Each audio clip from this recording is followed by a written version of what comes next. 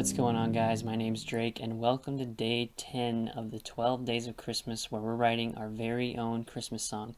We're almost done, just 2 videos left after this one. If you haven't seen the previous videos, make sure to check the link in the description below. So today I'm actually going to be showing you guys a concept that I like to use a lot in my music and that was very popularly used in the Baroque era of music, especially by Bach as a composer, and this is called counterpoint. Counterpoint is kind of 2 different lines of music working against each other but still together. So let's jump right in and I'll explain how this works. Alright, so as you can see, I wrote out a pretty simple melodic line here. I'll let you guys listen to that before we get started.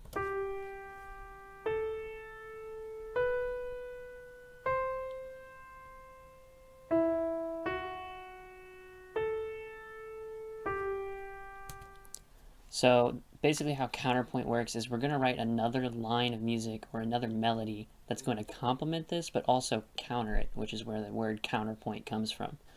So let's start by saying we're in G major key here. This is just using it as an example. This isn't actually going to be in our song. So if we got G here, this first one, we want to play a note that will complement it. So if we're in a G major chord, let's go ahead and play the D here, right? And we can just play it right there on the same part. So then it moves up to the A on this next note, and what we're going to do is we're going to counter that. So instead of moving up to where we would probably go to the E, which is the 5th of the A minor, we're actually going to go down because this top line is going up, and that's countering it.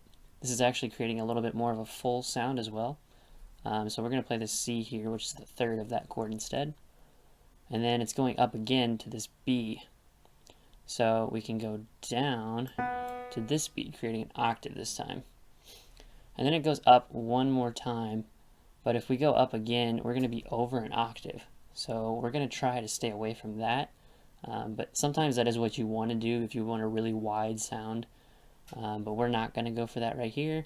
So what we can do to create more counterpoint is we can actually just hold this B over it a little bit longer, and then we can move up to the C.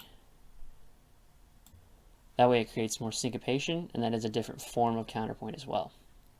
So then this jumps all the way down to this E. And what we're going to do is we're just going to stay on this C instead of moving up to this D and creating a pretty dissonant sound right there. So we're going to hold that over, and then it goes up again. So we'll go down to this A, and it goes to the A again, so we're just going to hold this A out and jump up to the C. And then we can go down with the G here, so we're going to go up to the D. And there you go. That's a pretty simple way to do counterpoint. You just look at what you've already got and just make the opposite of it, or counter it, or complement it in some way.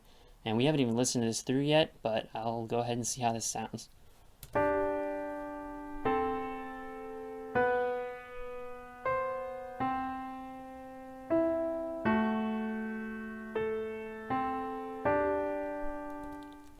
Yeah, so as you can tell, this is kind of similar to a lot of maybe classical music you'll hear in Baroque style.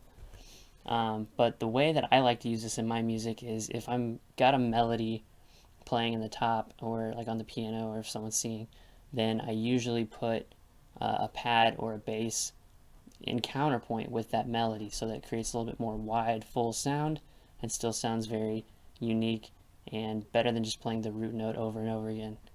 Another really important thing to keep in mind is when you are writing counterpoint, you're actually writing 2 separate melodies. So these could both actually stand alone as their own musical ideas, and that's what makes counterpoint so cool, is because when you're listening to it, you're actually listening to 2 different melodies going on. So your ear can kind of like pick which one it likes better, gives a little more variety, and even if it's subconsciously. So that's another reason why I like to use counterpoint so much. So if you guys learned anything today, make sure to hit the like button, subscribe, leave a comment down below about what you think of counterpoint, or if you've ever heard of it before. And I will see you guys tomorrow for day 11 of the 12 days of Christmas, where we're writing our very own Christmas song.